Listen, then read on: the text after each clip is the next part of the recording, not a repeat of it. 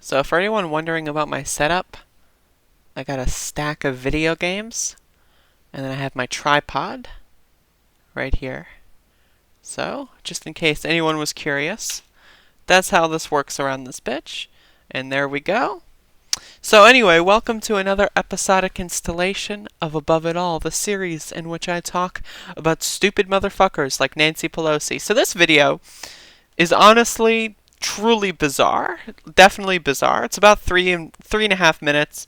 And of course, Nancy Pelosi looks like she looks like a dried up fucking prune mixed with like a crypt keeper mixed with like, you know, just like mummified remains of, some Egyptian pharaoh or something. Like, she doesn't look good, folks. Like, she's not in her prime, and I don't even know if she even had a prime. But with that being said, I'm gonna start this clip, and then I'll do the whole thing where I pause it and talk as it becomes necessary. Also, I got this fucking cord keeps falling on my fucking arm. Okay. Right. You and Senator Schumer made this major concession on the most recent legislation because you made it okay in this one for the. It wasn't a concession. No, well, I mean. So this is the tone of the interview, is that Nancy Pelosi just keeps interrupting Jake Tapper and saying like bizarre shit. It's really weird. Like it's very Trumpian in a way, and I'm not saying that necessarily as a bad thing in and of itself.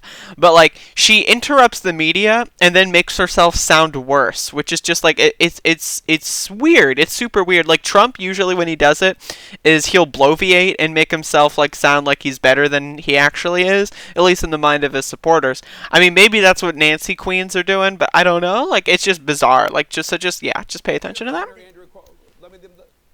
understand what Andrew Cuomo said, and I respect his perspective. Isn't it also weird how, like, she can't really speak English coherently? I mean, it's just one of those things where I'm just saying, like, like, she sounds drunk. Like, there is this, like, meme going around, a while ago where people were like, is she drinking? Is she drinking? All I know is, like, she sounds drunk here, and it's just hilarious. As a governor, but the fact is this.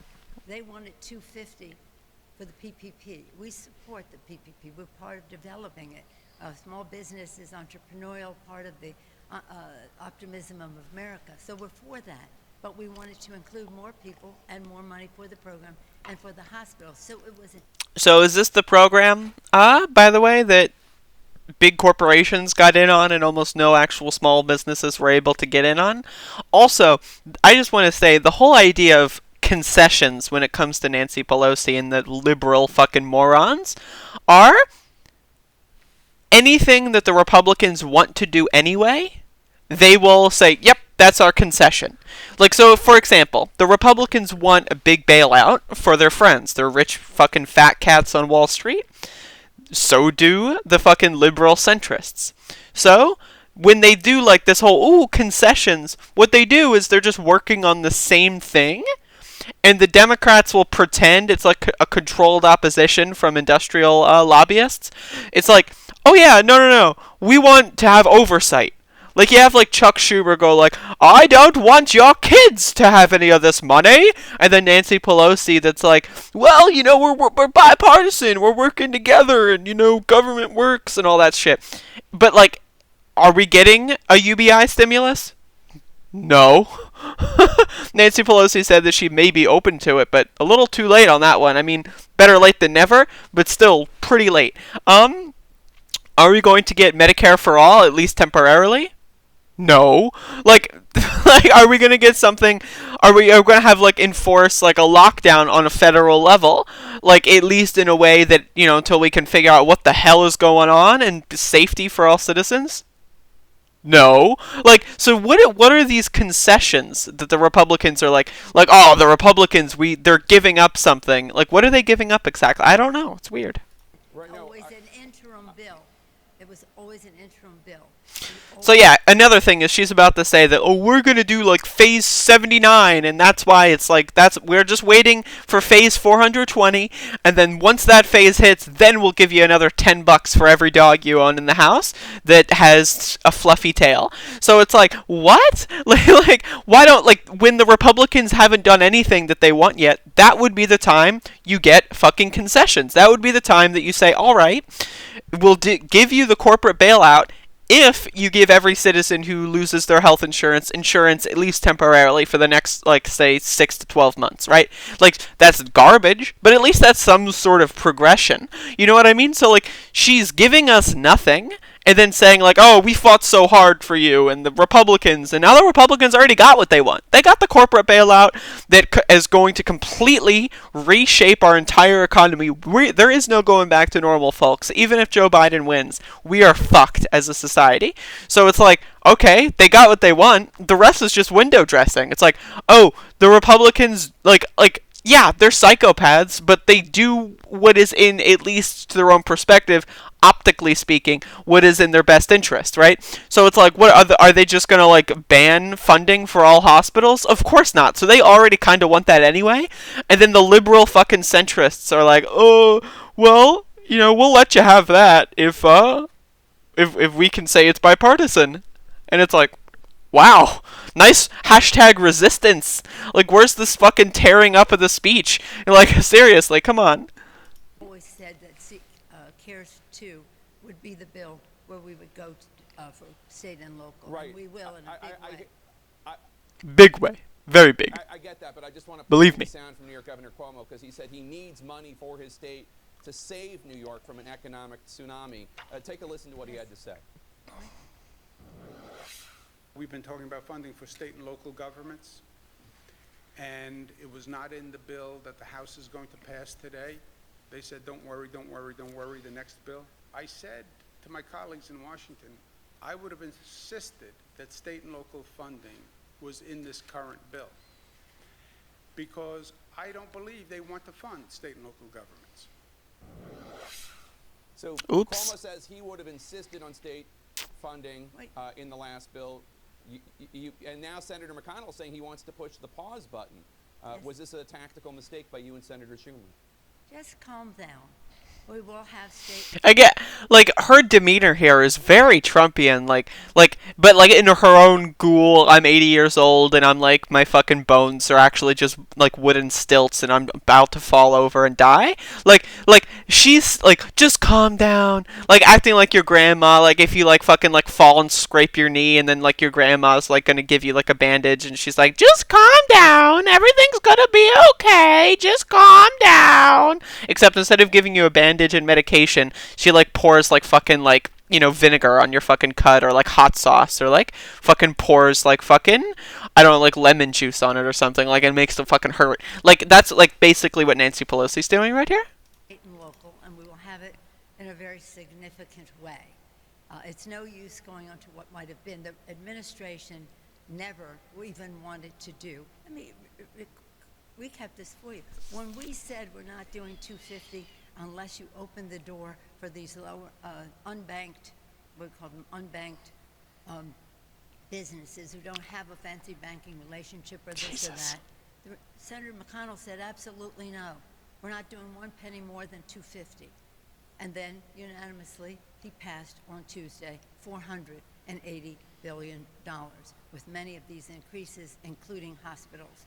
And what we have said for the we've been working on CARES 2, and on that we are including not only the outlays that they have for the coronavirus, but also the loss of revenue that they have. The governors are impatient. I'm a big fan of Governor Cuomo, my own governor. Gavin Newsom. I'm sorry. She didn't know who her governor. I'm sorry. This is like a Joe Biden moment. Like, President, my boss. The loss of revenue that they have. The governors are impatient. I'm a big fan of Governor Cuomo, my own governor. Gavin Newsom is so spectacular. My mayor, Mayor Breed, the state and local have done their jobs magnificently. They should be impatient.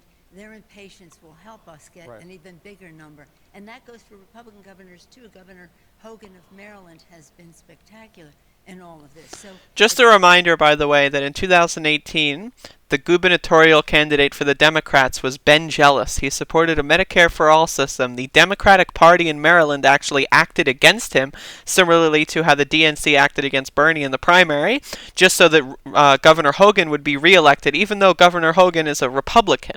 So the DNC in Maryland, just like, you know, like the Democratic Party in Massachusetts and so forth, would prefer Republicans over a Democrat who just supports Medicare for All. And Ben Jealous was not like an ultra-progressive leftist. He was like a venture capitalist who said that he like rejects socialism and stuff like that. So he made all these posturing moments and ploys and plays over to the Republican kind of DNC shit in that fucking state, and he still fucking lost. So this is the thing that you have to remember. Like, these people are not on your side. And of course, like, that's why Nancy Pelosi is praising Governor Hogan, because yeah, sure, he's doing pretty well, but just keep in mind, why is a Republican in Maryland? Like, that's weird, right? Like, that's super weird. Oh, that's because the Democrat wanted Medicare for poor people. Oops. Sorry. Just, that's a no-go. Many governors, many mayors, bipartisan, for us to get the largest amount. I'm sorry that we had to have an intervention. Notice how, like, by the way, you need an intervention, Nancy Pelosi, but notice how she keeps using these buzzwords like bipartisan. It's like, oh, well, it's bipartisan, so therefore everything must be dandy. It's like, no, bipartisan usually means it's garbage and it's going to kill people. Because we were going from CARES 1 to CARES 2. The intervention came, we made the most of it. And so, as I say to members... I just love the confused look on Jake Tapper, by the way. Really funny. Like, when you have Jake Tapper trying to, like, hold your feet to the fire, you know you're fucking up. Judge it for what it does. Don't criticize it for what it doesn't, because we have a plan for that, and that will happen. Well, I think you see the response, even from Republican senators, that Mitch McConnell is getting.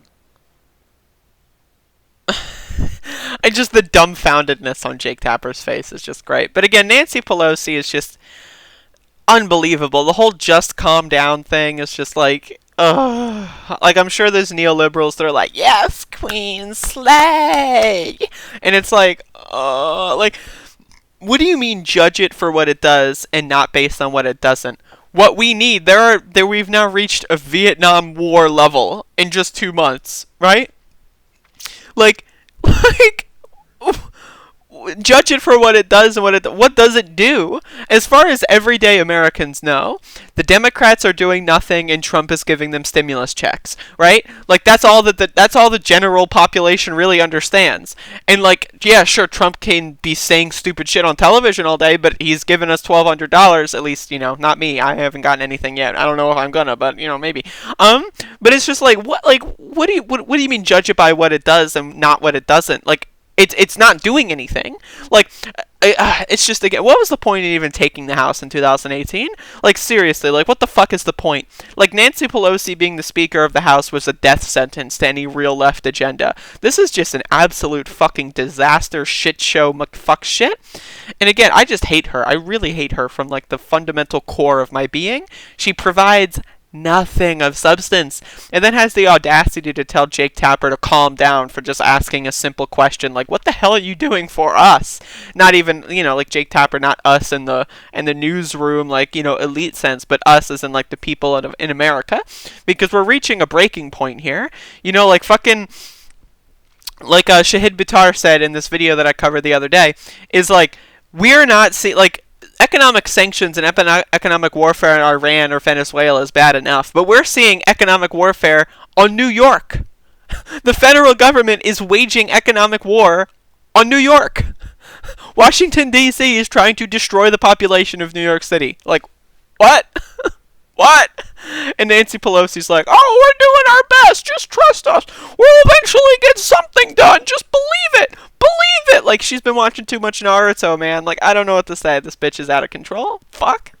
And also shit.